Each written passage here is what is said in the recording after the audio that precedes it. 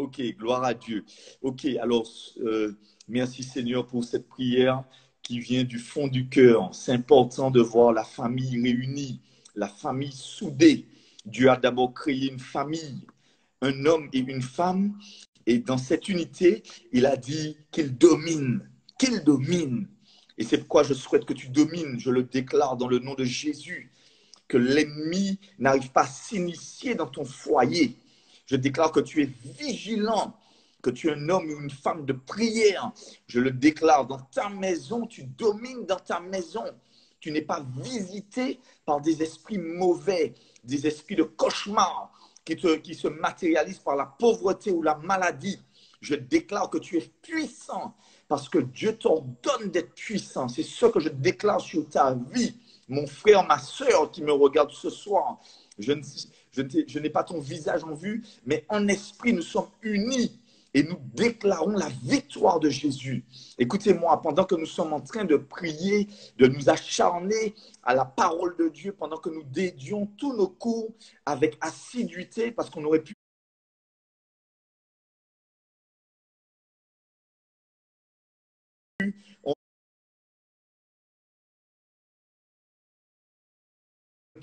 on aurait pu se réunir comme d'habitude sur Internet 3 fois par jour. Pendant la difficulté, nous avons augmenté. Oui, nous augmentons le degré de nos prières. Nous augmentons le degré de notre amour pour Dieu. Parce que plus les choses vont aller mal, et plus aussi nous envoyons du charbon. Parce que quand l'ennemi se dresse devant nous, nous aussi, nous lui montrons et Dieu endurcit notre front. Il rend notre front comme le diamant, puissant pour rentrer sous l'ennemi. Alléluia. Mais nous ne sommes pas des gens de violence. Nous sommes des gens de violence spirituelle. Ce sont les violents, dit Jésus, mais spirituellement qui s'emparent du royaume de Dieu. Mon frère, ma soeur, je te remercie pour tes prières. Prie beaucoup pour ton pasteur, pour qu'il ne t'enseigne pas n'importe quoi. Prie pour ton pasteur pour qu'il soit toujours influencé par l'Esprit de Dieu. Prie pour ton pasteur pour que quand même il ferait des erreurs, il puisse se repentir et diriger le peuple de Dieu dans la bonne direction. C'est important. Aujourd'hui, mes bien-aimés, comme on a vu hier, on a parlé de cet ange qui était sur l'autel. Je veux te dire quelque chose, que quand tu pries, quand tu t'acharnes dans la prière, quand tu offres des prières à Dieu, on va relire ça rapidement dans Apocalypse 8. Prends avec moi la parole de Dieu dans Apocalypse 8.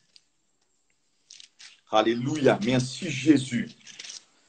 Merci Seigneur Jésus. Elle est belle la parole de Dieu. Elle est bonne pour nous. Elle est bonne pour nous. Merci Seigneur Jésus.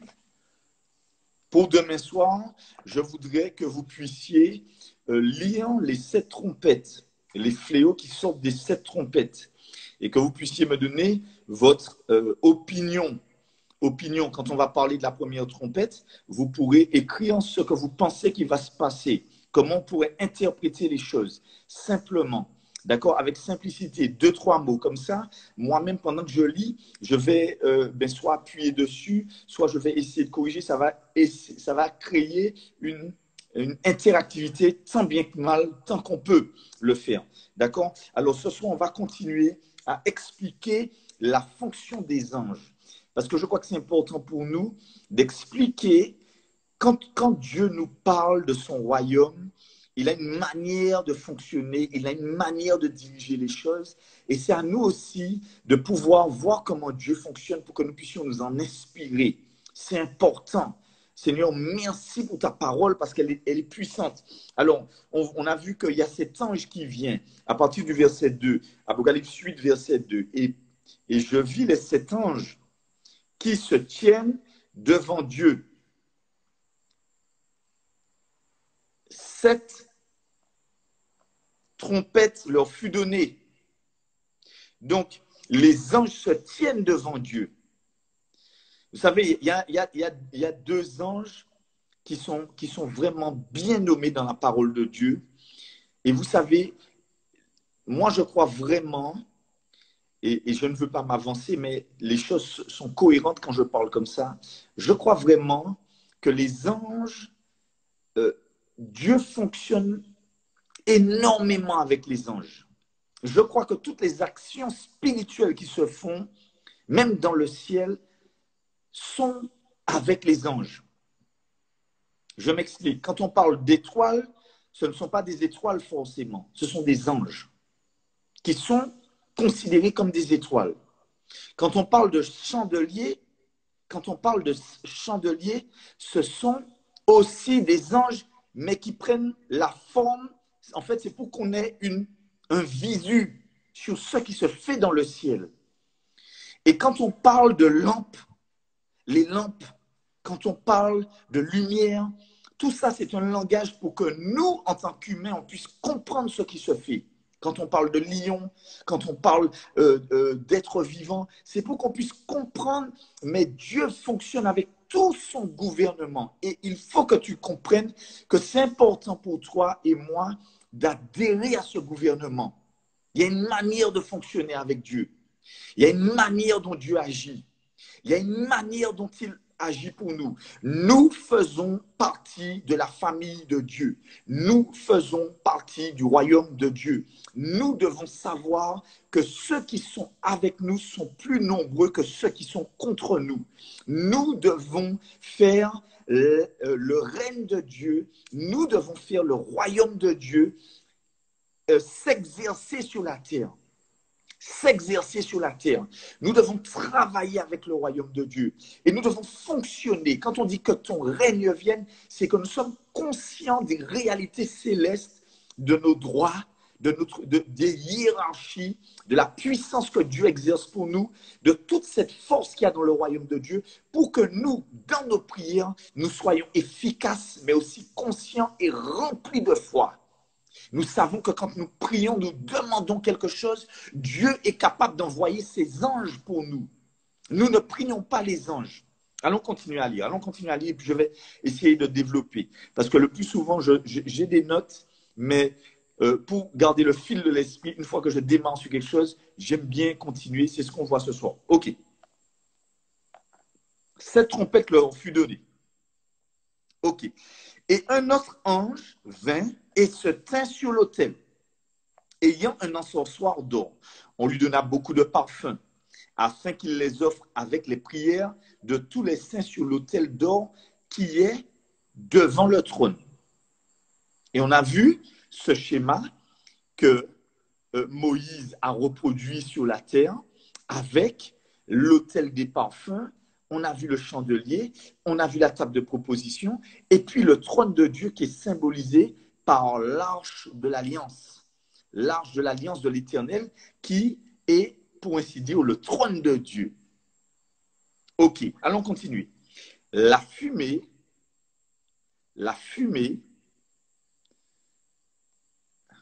des parfums, verset 4, monta avec les prières des saints de la main de l'ange devant Dieu.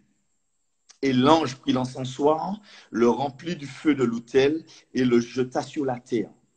Il y eut des voix, des coups de tonnerre, des éclairs et un tremblement de terre. Et les 7 anges qui avaient les 7 trompettes se préparèrent à en sonner. Écoutez ce que je vais vous dire. Les anges sont très importants. Notre manière d'agir, notre manière de prier, j'en suis persuadé, font que nos anges qui sont censés nous représenter ou être en action sur la terre sont efficaces ou pas. La qualité de la sanctification que nous avons sur la terre, la qualité de nos prières, la force de notre foi fait que nos anges, tout ce royaume est agissant pour nous. Alléluia. Et je tiens à le dire. Pourquoi? Parce que l'ange se tient sur l'autel. Et c'est ça, ça m'a intrigué. Je me suis dit, mais pourquoi sur l'autel? J'avais fait un message sur ça. Et vous savez, c'est particulier parce que les autels sont très importants. C'est sur l'autel qu'on sacrifie, c'est sur l'autel qu'on brûle. Et selon la qualité de l'offrande, eh bien, c'est comme si l'ange se manifeste ou reprend de la force, prend de la puissance, rentre dans une action pour celui qui prie, pour celui qui intercède, pour celui qui veut voir le royaume de Dieu agir. On m'a posé une question cet après-midi. On m'a dit, pasteur, est-ce que sur l'église, il y a un ange? Et je vais vous dire, oui, sur l'église, il y a un ange. Moi, j'ai vu, je priais un jour, je disais, Seigneur, rends-nous forts, rends cette église puissante, rends cette église vraiment une lumière pour la Martinique.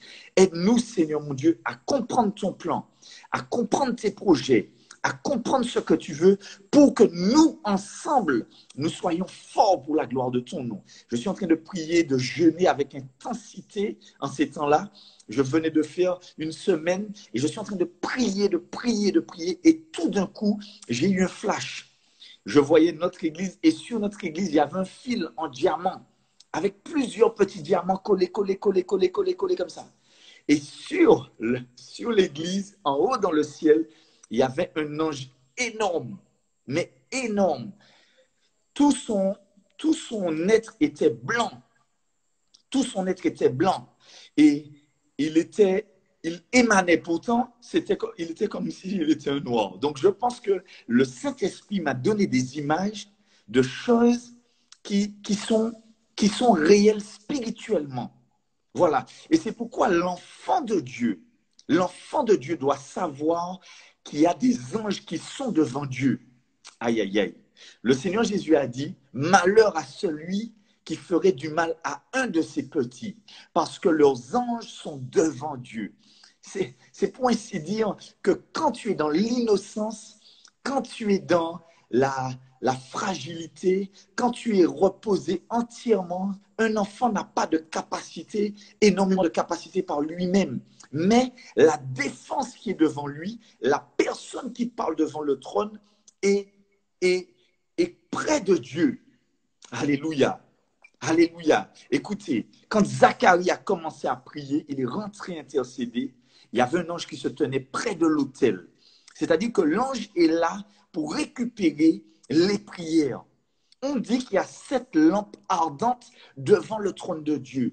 Sincèrement, je vous dis, mes bien-aimés, que je crois vraiment que ce ne sont pas simplement des pots ou des lampes. Non, ce sont vraiment des anges. Et là, ils ont une action devant le trône. Les anges, comme je vous avais dit, ne se baladent pas devant le trône. Déjà, premièrement, il faut savoir qu'il y a des anges bons et des anges mauvais. Il y a une hiérarchie d'anges qui vient de Satan. Selon la pensée juive, les juifs, eux, ils sont parfois dans la sorcellerie parce qu'ils parlent de façon kabbalistique. C'est-à-dire qu'ils mélangent les deux, le bien et le mal pour eux, c'est ensemble. Dieu est le bien, Dieu est le mal aussi. Non, Dieu ne fait pas le mal, mais Dieu a une capacité pour pouvoir avoir des instruments qui vont emmener l'homme à une maturité, emmener l'homme dans des tests, parce que lui-même, Dieu ne tente personne. Mais il y a des instruments qui sont voués et déchus et qui sont là exprès pour emmener l'homme loin de Dieu. Alléluia. Alors je disais que l'ange est venu devant l'archange Gabriel, et on croit vraiment que c'est un archange, c'est un chef des anges. Il a dit à Gabriel, puisque tu n'as pas cru à ce que je te dis, tu ne sais pas qui je suis. Je me tiens devant Dieu. Ça veut dire, je ne suis pas de n'importe quelle catégorie de personne. Vous avez vu le mot séraphin? Séraphin veut dire brûlant. Séraphin veut dire brûlant. Ça veut dire qu'il y a des êtres qui sont dans des positions beaucoup plus puissantes que ceux qui sont derrière eux. On met les anges avec des petites ailes. Il y a des gens qui prient des anges. Et je veux le dire, on ne prie pas les anges. On ne prie pas les anges. Ça ne vient pas de Dieu. On ne prie pas les anges. Et on voit qu'il y a des anges qui se tiennent devant Dieu. L'archange Michel est l'un des principaux guerriers. Gabriel est considéré comme un messager, mais aussi c'est un guerrier qui a des missions. C'est pourquoi Satan a essayé de lui résister. Satan l'a combattu. Donc ce sont des anges qui sont forts, mais à cause des prières de Daniel, à cause de nos prières, à cause de notre foi dans le Seigneur, à cause de la foi que tu as mis en Jésus-Christ, tes anges commencent à travailler pour toi. Alléluia. Hébreu 1 nous dit, ce sont des esprits au service de Dieu, en faveur des saints, de ceux qui doivent hériter du salut. Et c'est un mystère pour nous. C'est un mystère pour nous. Gédéon, lui, il a dit à l'ange, l'ange de l'Éternel, il lui a dit, attends, je vais te faire une offrande. Allons voir ça rapidement. Juge, viens avec moi dans Juge. Je fais vraiment, parce qu'après, une fois qu'on a lu les fléaux, bon, ben, ce sont des fléaux, quoi. Ce sont des fléaux, ça tombe, voilà. Mais il y a des points essentiels, parce que pour nous, la parole de Dieu est vivante, elle est efficace, elle nous révèle vraiment tout ce que Dieu veut. Et Dieu est très intéressé à ce que nous comprenions ce qu'il y a entre les lignes. Parce que c'est bien les histoires, mais dans l'histoire, tu arrives à comprendre le contexte. Dans le contexte, tu arrives à comprendre la position de chaque personnage, mais aussi le cœur de chaque personnage est révélé. Alléluia. Alléluia.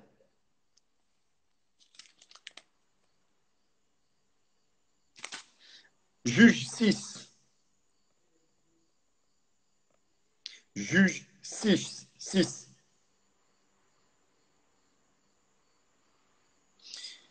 À partir du verset 19. Si tu es là avec moi ce soir, tape 19. Tape 19. Si tu es content de l'étude, tape 19.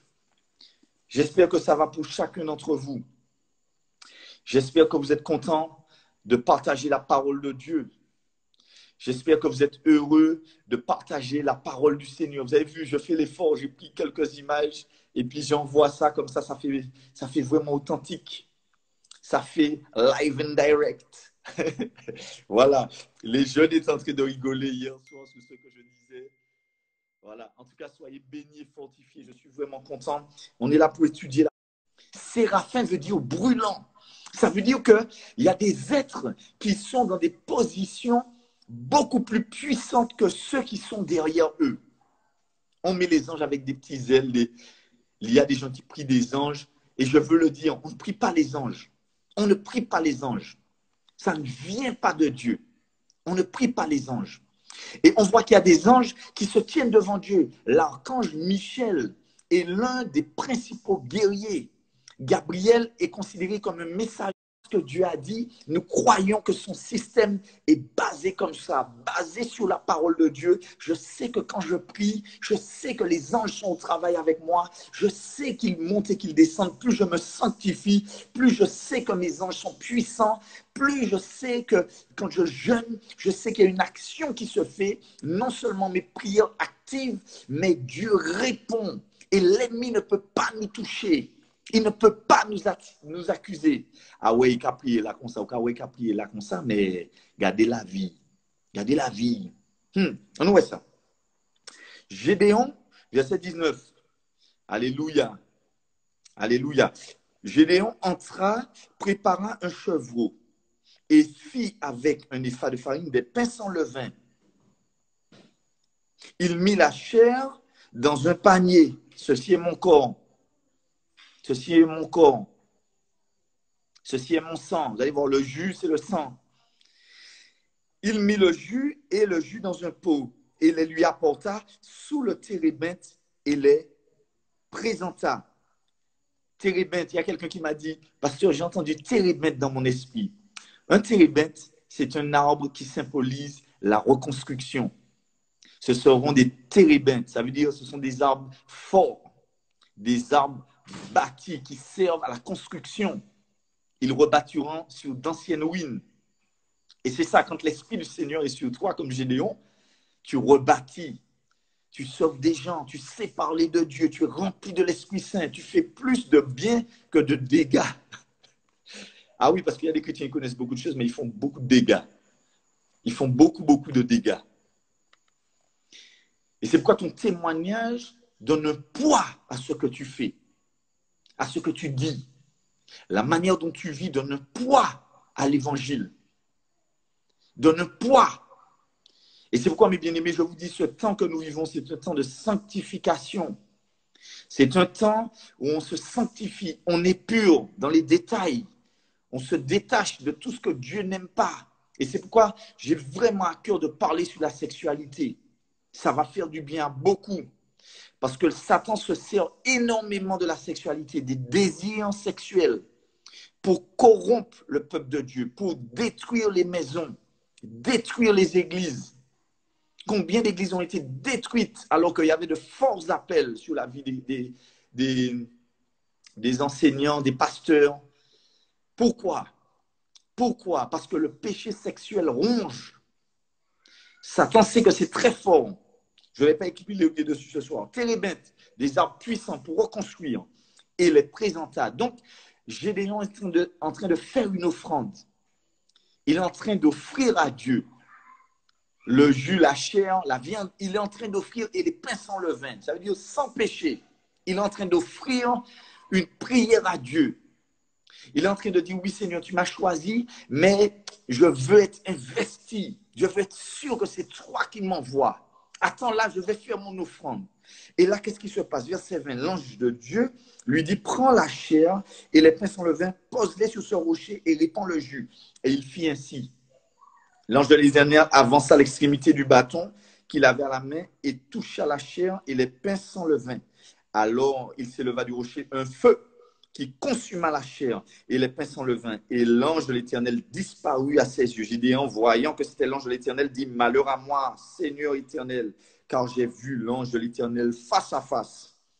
Et les gens disent que Jésus n'est pas le même hier, aujourd'hui, éternellement. Alléluia.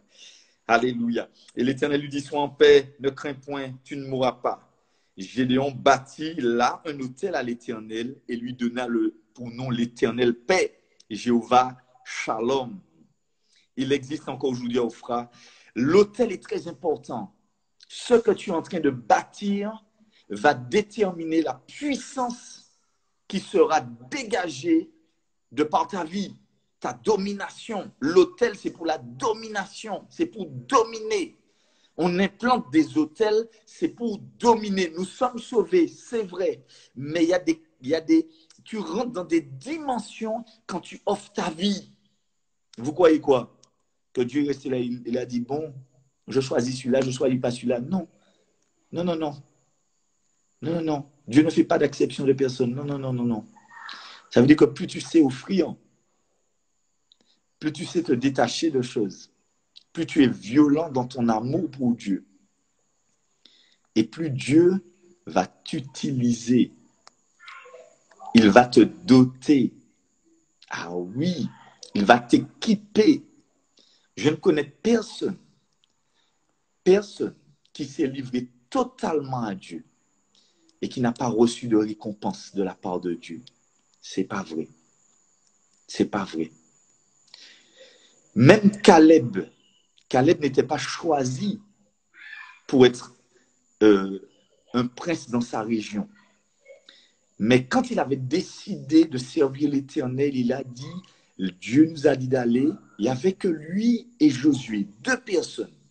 À la fin de sa vie, il a pu conquérir tout un territoire et c'était à lui et à sa descendance. Il y a des gens qui aiment Dieu, mais avec un amour qui est violent. Violent, surtout quand Dieu commence à te toucher, il te montre qui il est. Quand Dieu commence à te faire goûter de sa personne et que tu arrives à répondre de ton cœur, parce qu'il y a des gens qui ne répondent pas. Il y a des gens qui font le café la fine bouche. Je vais vous raconter une histoire. Je dis ça pour les gens qui veulent se marier et que l'âge avance. Il ne faut pas faire la fine bouche quand tu vois quelqu'un qui vient se proposer pour être ton épouse ou bien ton époux. Il faut bien choisir, c'est vrai, mais il faut être guidé par l'esprit. Et il faut savoir que le temps passe, que tu n'es plus tout jeune. Et si tu es célibataire, si tu mets le niveau trop haut, tu risques d'être vite déçu. C'est comme si tu dis, bon, ben moi, je veux que mon futur mari soit violoniste et je veux que le violon soit rouge avec un archet vert. Mais mon Dieu, mais je veux en plus qu'il soit médecin. Je veux en plus qu'il ait une fente de dents toute petite. Tu es mal barré. Mon Dieu.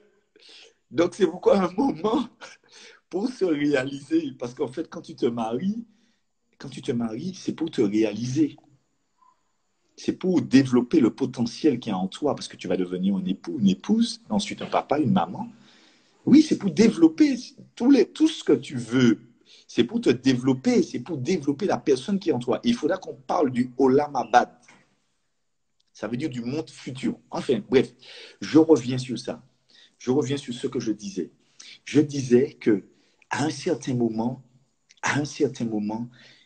il faut plus faire il faut pouvoir rentrer dans ce que Dieu a pour toi. Mais sachez ça que Dieu, lui, il ne fait exception de personne. Il ne fait exception de personne.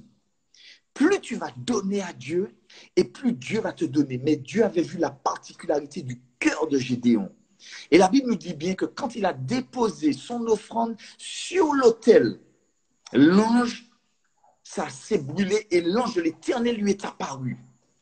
C'est-à-dire que plus tu vas rentrer dans des forces avec ton cœur, avec ta foi, plus tu vas rentrer avec ton cœur devant Dieu, avec cette capacité d'offrir, de donner ta vie à Dieu, plus tu vas être fort pour lâcher des choses devant Dieu, et plus Dieu va se manifester puissamment pour toi. Venez, pasteur, mais qu'est-ce qu'il faut que je donne? Il faut que tu continues à creuser, parce qu'il y a des choses que Dieu te donne, qu'il a déposées en toi, qu'il a déposées dans ta vie, qu'il a mis à ta disposition, et toi-même, tu en as fait des objets où tu veux les accaparer, les garder. Plus tu vas les lâcher, plus tu vas arriver à abandonner, et plus Dieu va se lever pour toi, parce qu'il va voir que par l'Esprit, par le Saint-Esprit, tu lui as offert des choses de qualité. Et la Bible nous dit ça.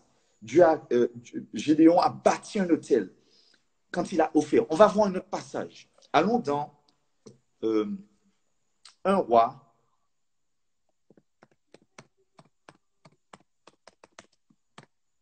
C'est ce que je voulais c'est ce que je voulais voir avec vous ce soir à tout prix à propos de l'autel. À propos de l'autel.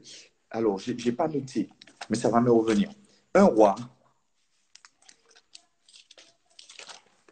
On va dans 1 roi.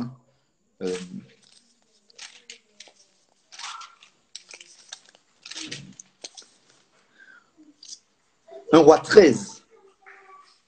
À partir du verset 1. À partir du verset 1. Et c'est pour vous dire que l'autel en lui-même, c'est ce qui permet de rentrer dans un potentiel. C'est comme si j'ai une lampe. La lampe a tout son potentiel dans son corps. Mais ce qui doit faire de la lampe une lampe, c'est quand j'allume et la projection du faisceau montre la puissance de la lampe. Ton autel, c'est la lampe. Mais quand tu ouvres, quand tu dégages, ce qui sort, c'est l'ange. Ça y est, je ne sais pas si tu arrives à me suivre ce soir. Je ne sais pas si tu arrives à me suivre ce soir. Mais quand tu creuses dans la parole de Dieu, tu as envie d'aller plus loin. Tu as envie de rentrer dedans. Et c'est ce que je veux vraiment inciter en vous. Ce désir de lire la parole de Dieu, de plaire à Dieu, de rentrer dans la sanctification. Parce que tu ne fais pas les choses pour les faire, mais tu es en train de développer sur la terre cette lampe qui va briller dans le ciel avec toi. Et c'est tout ce potentiel, tu le prépares. Tu prépares ton éternité maintenant. Tu prépares ton éternité maintenant. Voilà, je vous montre une lampe. Voilà une lampe. Le potentiel, c'est dans la lampe. La pile, l'interrupteur, l'ampoule, tout est dans la lampe. La lampe ne peut pas dégager sa force que quand on verra la force de la lampe, que quand le faisceau va sortir. Quand la lumière va sortir, on va dire, maman, la lampe est forte. Sur la terre, c'est ce qui se passe. Tu prépares la lampe. C'est ça ta lampe, c'est ta vie. Mais dans le monde céleste, dans le monde de l'éternité, ce sera tout ce que tu auras travaillé sur la terre, tout ce que tu auras accompli, tout ce que Dieu aura mis en toi comme potentiel, que tu auras développé, que tu vas briller. C'est pourquoi Daniel a dit, certains brilleront. Il y aura plusieurs degrés, plusieurs niveaux. Il y a certains qui vont éclairer pour l'éternité. Et je vous dis, la gloire des gens se voit à leur intériorité, mon Dieu. Quand quelqu'un est sage, quand quelqu'un est gentil, quand quelqu'un a de la douceur, Les gens regardent à ce qui frappe les yeux. Mais nous, en tant qu'êtres spirituels, nous pouvons voir ce que les gens dégagent. Et c'est pour ça, parfois, tu n'as pas besoin de demander à quelqu'un, tu es chrétien, mais la manière que la personne n'a pas besoin d'ouvrir la bouche longtemps. Mais ce qu'elle dégage, ce qu'elle émane. Allons voir ça, l'autel. C'est important, l'autel. De comprendre pour nous, l'autel. Nous sommes des sacrifices vivants. Nous sommes l'autel. Notre vie, c'est l'autel. Le sacrifice, c'est nous. Tout ce que nous donnons à Dieu, la qualité, et sur la qualité, va se manifester une puissance. Voilà ce que je veux vous dire. Va se manifester quelque chose de spirituel, de puissant. Jésus a dit, les premiers seront les derniers. Vous savez pourquoi? Parce que quand une prostituée se donne à Dieu totalement, elle n'a plus rien à perdre parce qu'elle n'est pas soucieuse de sa propre personne parce qu'elle a déjà traversé la honte, le rejet, elle a déjà traversé les mépris, tout. Donc, elle n'a plus peur de rien. Donc, quand elle se donne à Dieu, c'est totalement. Elle est déjà débarrassée de honte. C'est pourquoi Dieu aime les gens les plus bas.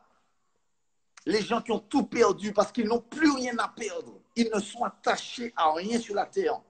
Et le problème de l'Église maintenant, c'est que l'Église est attachée à son image de marque, attachée à ce qu'elle possède.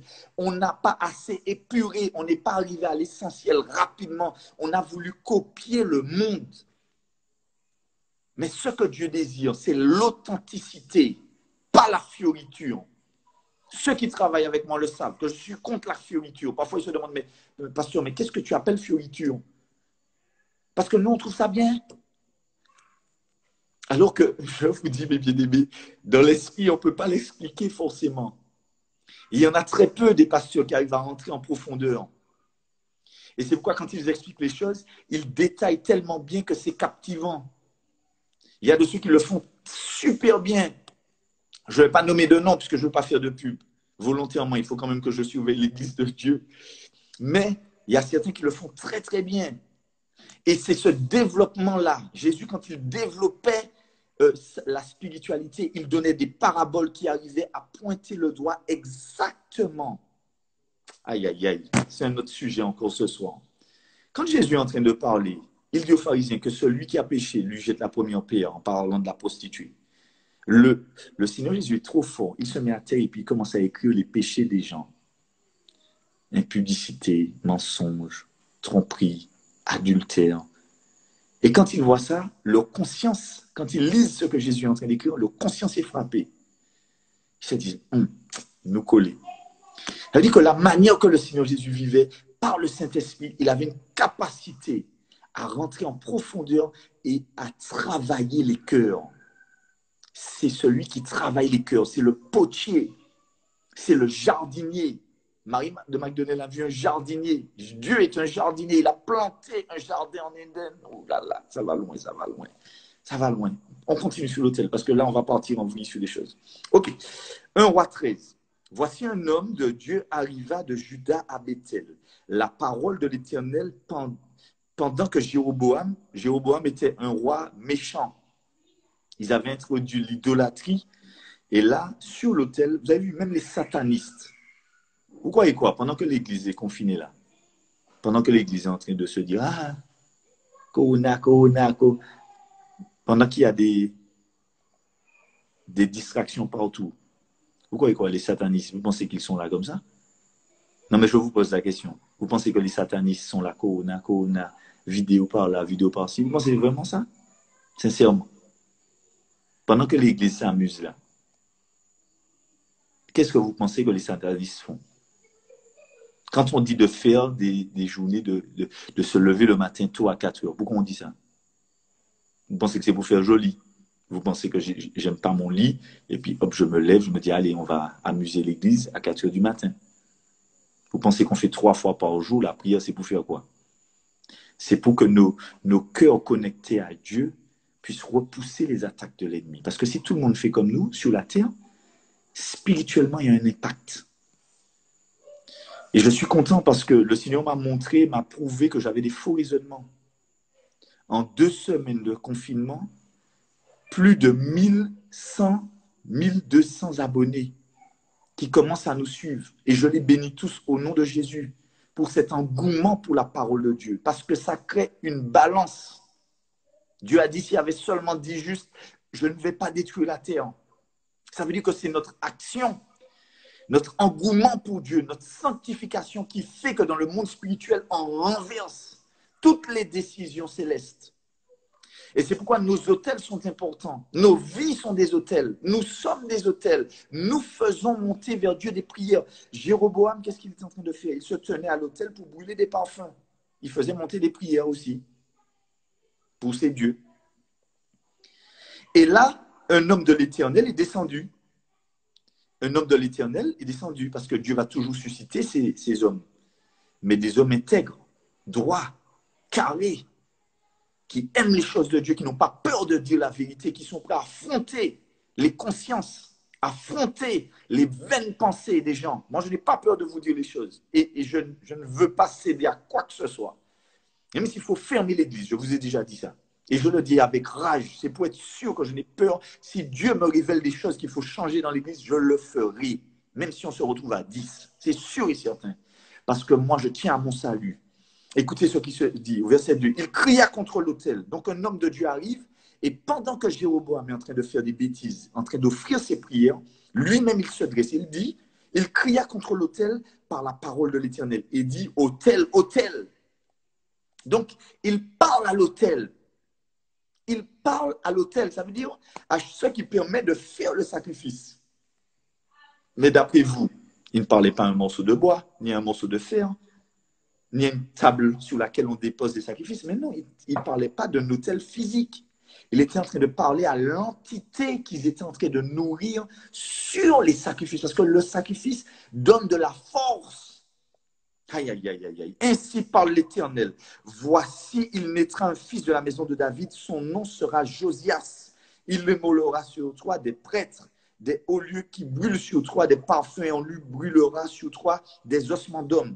Et le même jour, il donne un signe en disant, c'est ici le signe que l'Éternel a parlé. Voici l'autel se fondra et la cendre qui est au-dessus sera répandue.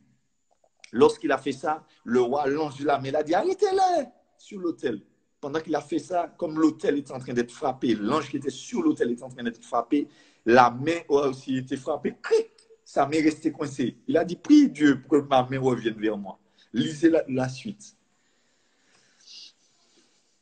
Et c'est pourquoi dans le nom de Jésus, quand nous prions, nous savons que sur l'autel, il y a quelqu'un qui est là, qui récupère les prières et qui fait vengeance au peuple de Dieu. Notre combat est un combat spirituel. Ce sont nos prières, la qualité de la sainteté, la qualité de la sanctification. Jésus-Christ est le roi des rois et le Seigneur des seigneurs. C'est lui que nous prions. Et pendant que nous disons que ton règne vienne, nous autorisons à Dieu d'agir sur la terre avec force et puissance. Alléluia. Maintenant, qu'est-ce que l'Église fait? L'Église se vautre dans des distractions où l'Église se met à prier. L'Église se met à prier. Seigneur, agis. Glorifie le nom de Jésus. Qu'est-ce que l'Église va faire? L'Église se lève ou l'Église va continuer à dormir? L'Église, écoutez-moi bien, l'Église, Jésus-Christ, le chemin, va être au travail comme jamais. Comme jamais. Déjà là, même pendant ce qu'on vit là, pendant notre promenade, nous allons distribuer des tracts dans les boîtes aux lettres dans notre quartier. Il y a 1 kilomètre de battement, on va faire 1 kilomètre de marche avec des tracts dans les boîtes aux lettres. Oui, frère. Oui, frère. Oui, frère. Il n'y en a pas que les autres qui contournent la loi. On sait aussi faire. Alléluia.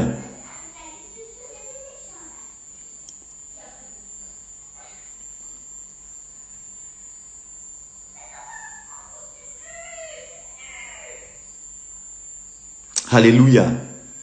Merci Jésus. Merci Jésus. Si tu es allé avec moi ce soir, mets un pouce comme ça. Mets un pouce comme ça. Si tu es avec moi ce soir, mets un pouce comme ça. Gloire à Dieu.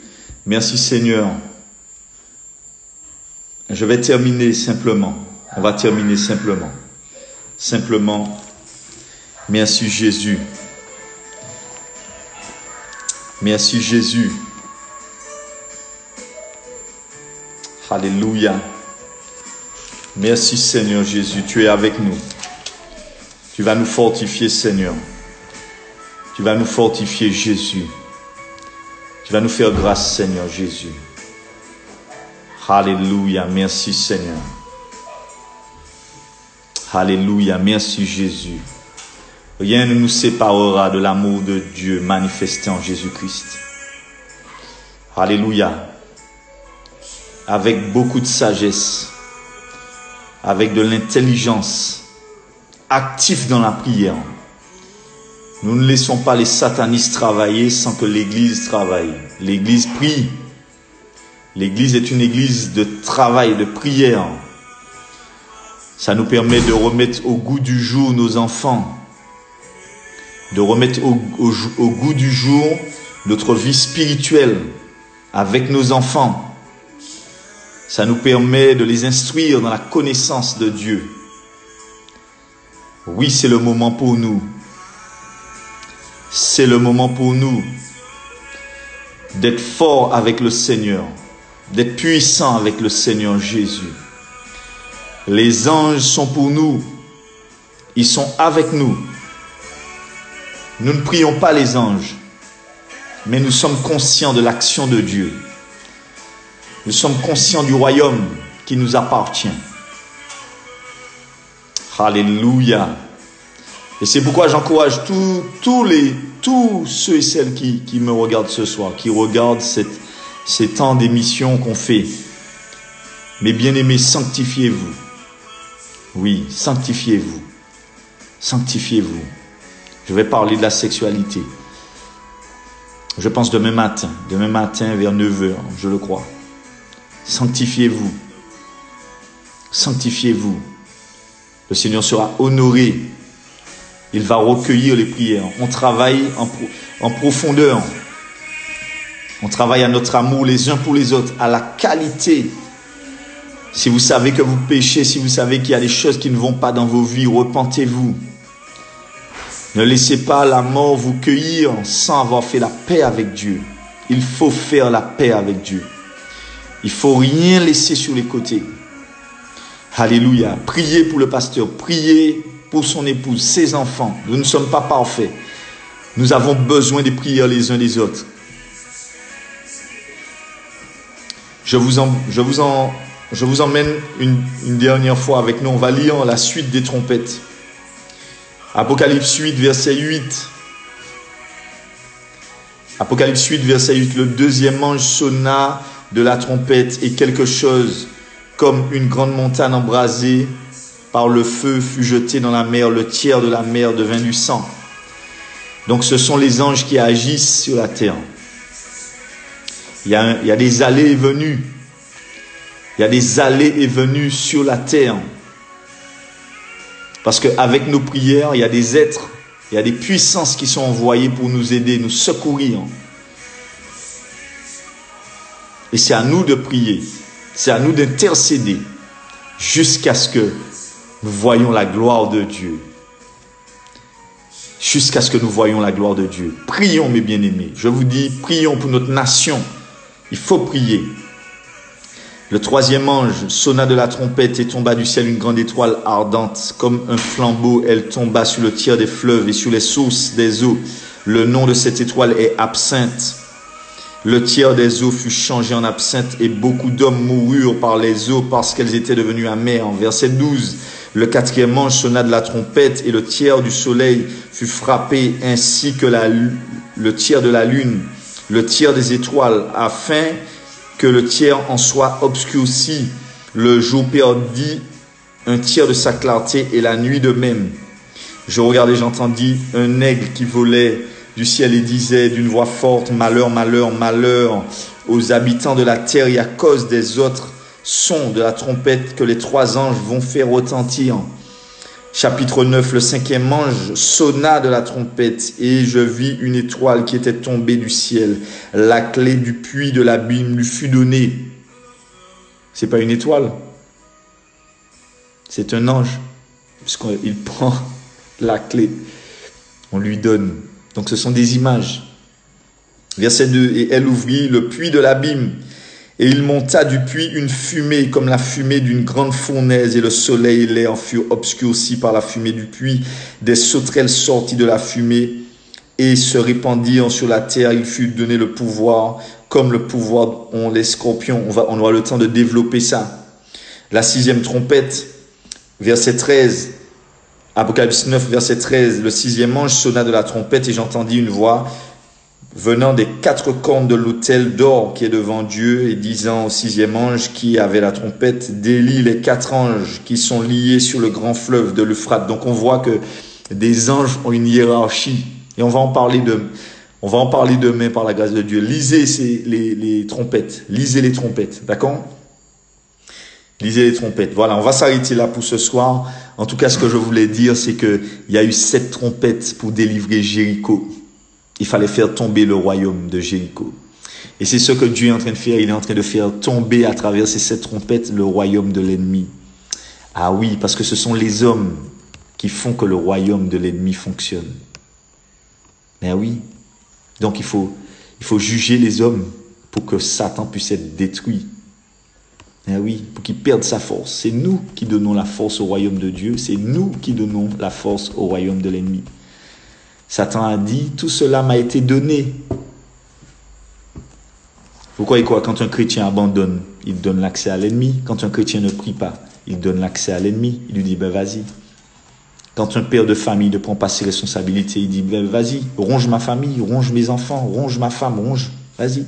Quand une femme ne prie pas, quand elle ne fait pas ce que Dieu demande, pas soumise à son mari, quand elle ne le protège pas sexuellement, quand elle ne l'aide pas dans les pensées, quand elle ne l'aide pas avec un soutien moral, pas les paroles agréables, eh ben elle dit à Satan, ben vas-y, prends la place. Tout ça, c'est pratique, mes bien-aimés. Parce que c'est un combat de royaume contre royaume. Quand une famille refuse de faire prier les enfants, on dit à Satan, ben vas-y, enseigne-les pour nous à travers la télé. Fais-les devenir des rebelles. Quand on n'exerce pas notre autorité, quand on n'obéit pas à Dieu, c'est ça, c'est l'obéissance à Dieu. On dit à l'ennemi, vas-y, ronge notre vie. C'est nous qui donnons la puissance à notre autel. Voilà ce que je voulais dire ce soir. C'est nous qui donnons l'autorité, la force. C'est nous qui le faisons.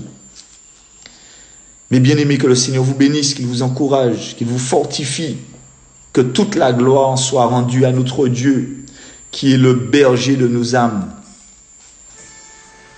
Alléluia. Soyez bénis, fortifiés, encouragés. Faites tout ce que vous faites comme pour le Seigneur. Parce qu'en réalité, c'est vous-même. C'est pour vous-même. Quand Dieu est pour nous, qui sera contre nous?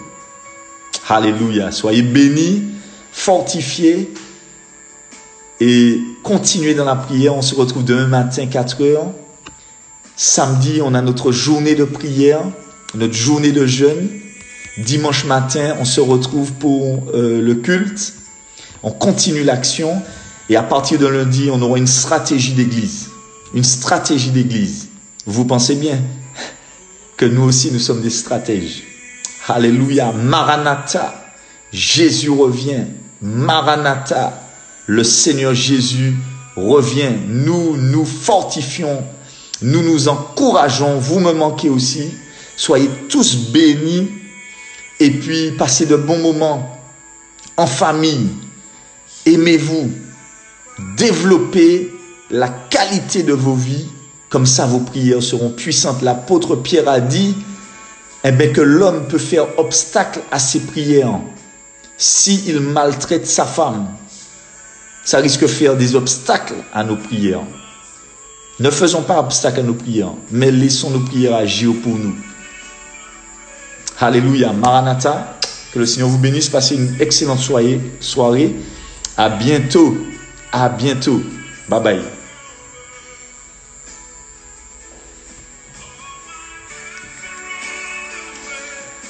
Shepherd of my soul, d'Eben. Shepherd of my soul. Louez l'Éternel, chantez-le dans vos maisons. Soyez complices, parlez de sujets que vous n'avez pas l'habitude de parler, sans rentrer dans des cancans, sans rentrer dans des cancans. Demain matin, 9 h, on va voir sur la sexualité. D'accord? Économisez votre forfait. Bye.